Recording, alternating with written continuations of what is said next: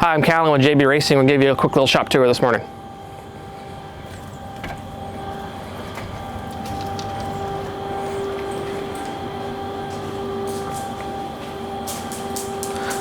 One side of our business is antique airplanes, so there's an antique airplane in here. But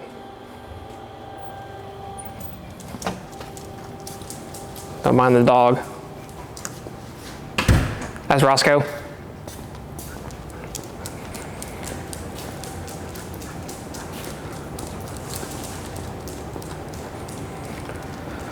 More old airplanes.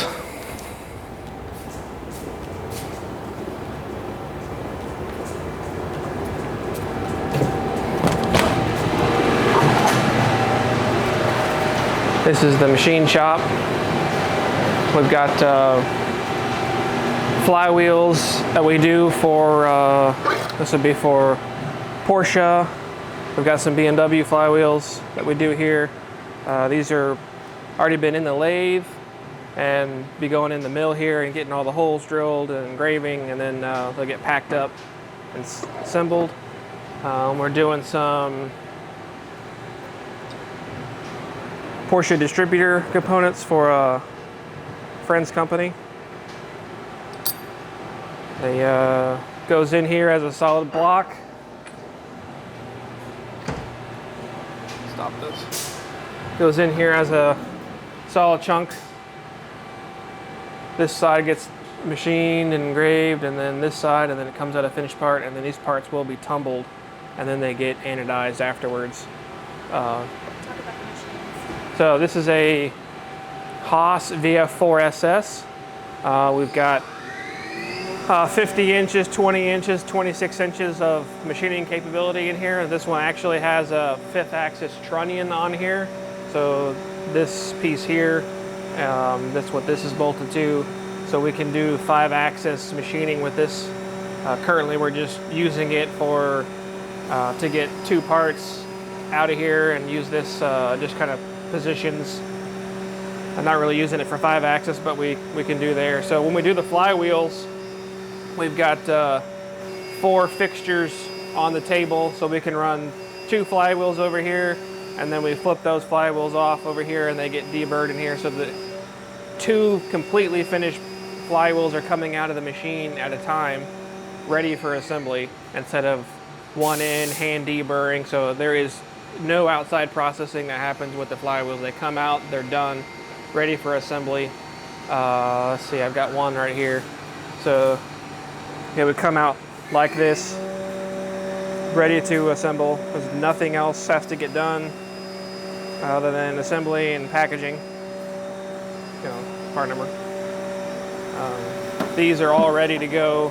This whole tray is ready to get put in there and run through, be ready for assembly. We've got some distributors going here now for JB Racing distributors. These are Porsche 12-cylinder, 12-plug, and 6-plug distributors. A couple different versions here.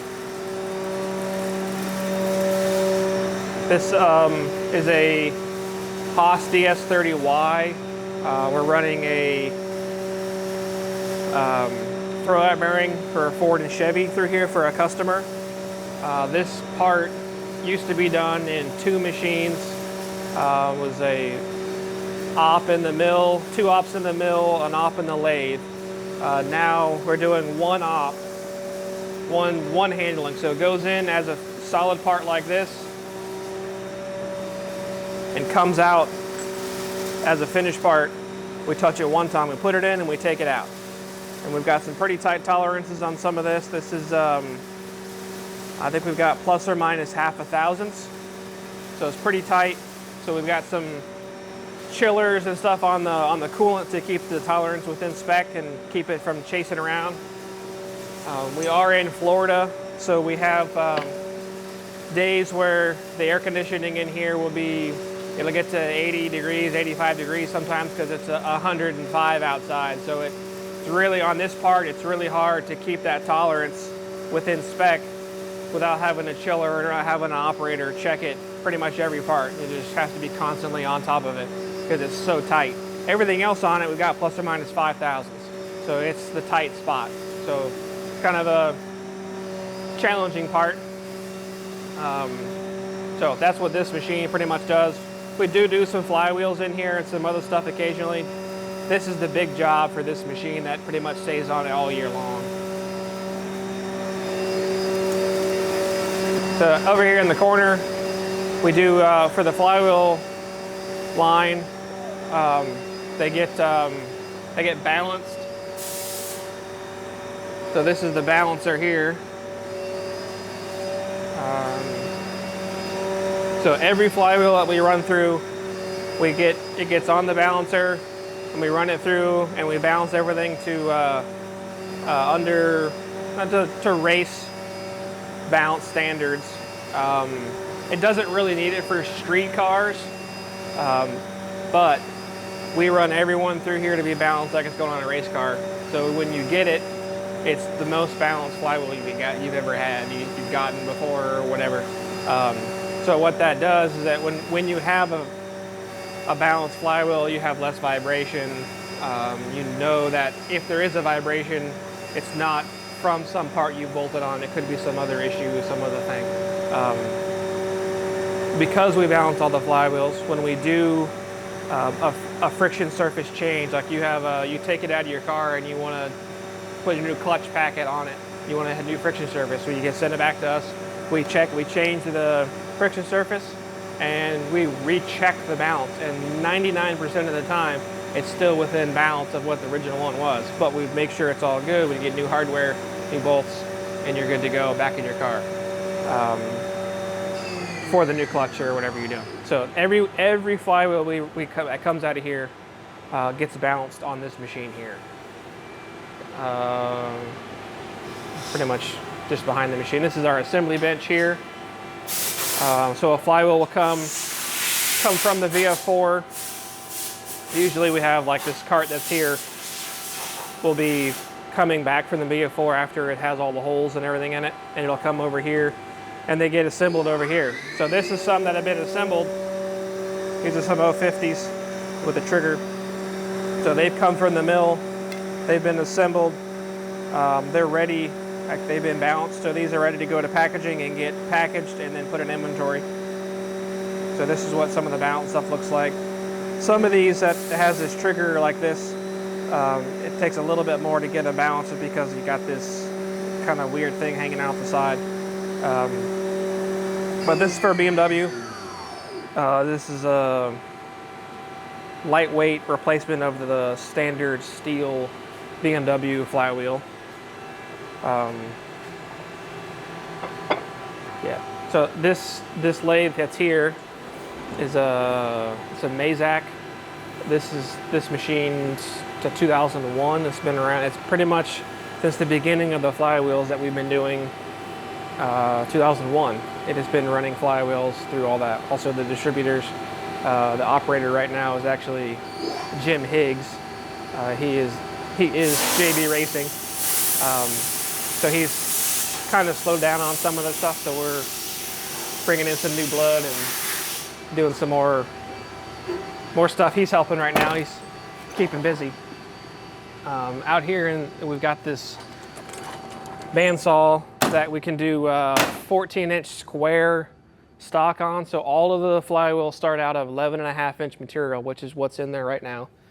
And then they come to the saw, from the saw to the lathe to get turned down. So this saw, we cut every piece of material comes out of that for the flywheel. It's a pretty sweet piece of equipment. From start of the cut to out of the cut, it's about 4 minutes, and that's an 11.5-inch material. You can see on here the teeth marks, how big the blade is. And there's the blade, it's pretty big.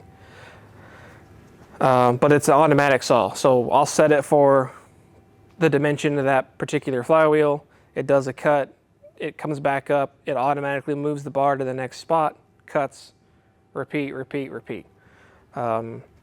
Which is pretty sweet, and it's pretty accurate. The pieces that are in the DS30, they come out of some 3.5-inch material.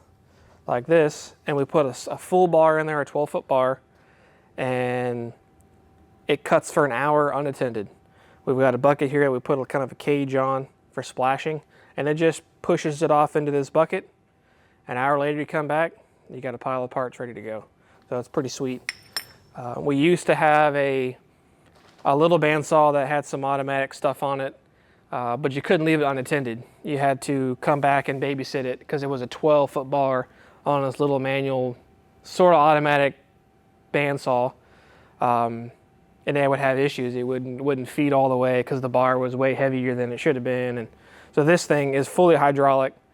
It has no issues moving a 1,000-pound or 2,000-pound bar, no issues. So it's pretty sweet.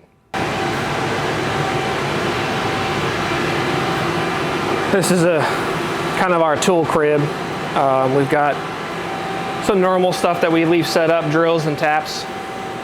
Standard size stuff. This is all our flywheel tooling over here. Some of this stuff up here is for the distributors or just empty tool holders. This is for the DS30 for some of the jobs. It has some live tooling in it. And this is all of our tooling. These bins and stuff, we 3D printed all this stuff, these plastic pieces. Keep some dividers in there. Got all the drills separated. Makes it really nice to come over and I need a number 16. Well, there's all the number 16, 17, 18, 19. It's pretty nice. Keeps it all metric. And then all of our collets. It is nice to have, like this is all setting up the tool. All this stuff that's right here is for building a new tool. It's kind of nice having it all in one spot. Keep all these stacked up and organized. It's pretty slick. Inspection stuff. Still a work in progress on this drawer, but we're working our way through there. We have a Haas heat shrink tool. I'm not exactly sure what they call it. Heat shrinker? I don't know. Heat shrink tool shrinker? I don't know what they call this thing. Anyways, so it's for heat shrink tooling, like this tool here. So this would be up in here. This gets lowered down on there. You shrink, you heat it up, the tool comes loose, or you're putting a new tool in and happens pretty fast. Turn the air on and blows it off. And then we do use this presetter. This is a Haas presetter. There's a couple different brands. Heimer makes one, some other ones. But it works pretty good. We can shrink it over there or build it on that rack over there, come over here, measure the tool, and then we have these tool tags we'll show you at the machine. And it gives us an accurate diameter and an accurate gauge length. And from that, we can use that accurate diameter and put it in our program. And we can easily be with under a thou on our bores and whatnot, not really have to work too hard. It works really well because before in the machine, so here's some of the tools. This is some of the stuff that we get.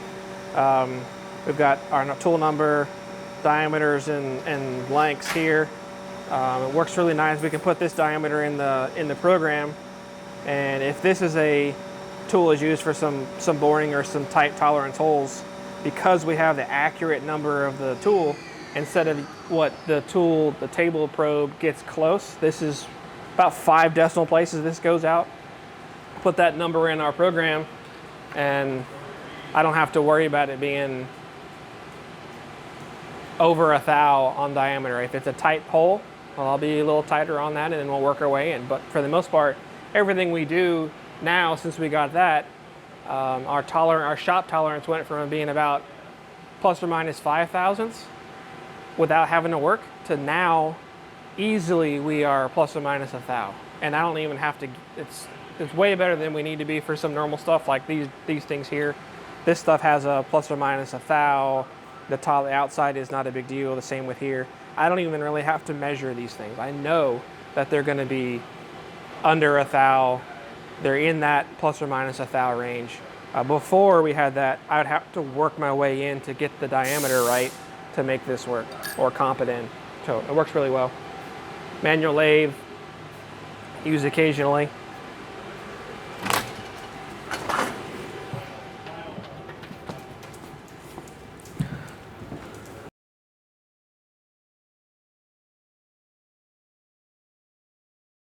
Come on, Roscoe.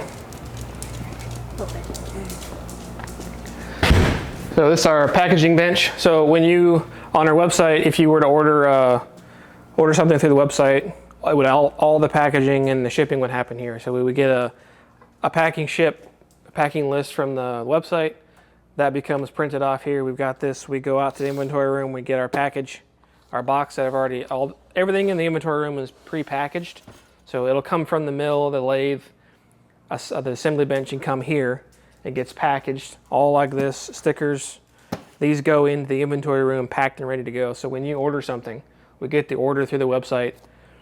We go out there, package, print off your label, and we're there. So usually if it's in stock, we can easily have it packed and ready to go within an hour. So it's pretty sweet to be able to just walk out there and grab it, put it on the rack, and then out it goes. Thanks so much for watching. We're gonna make some more videos in the future, so keep an eye out for those. See you.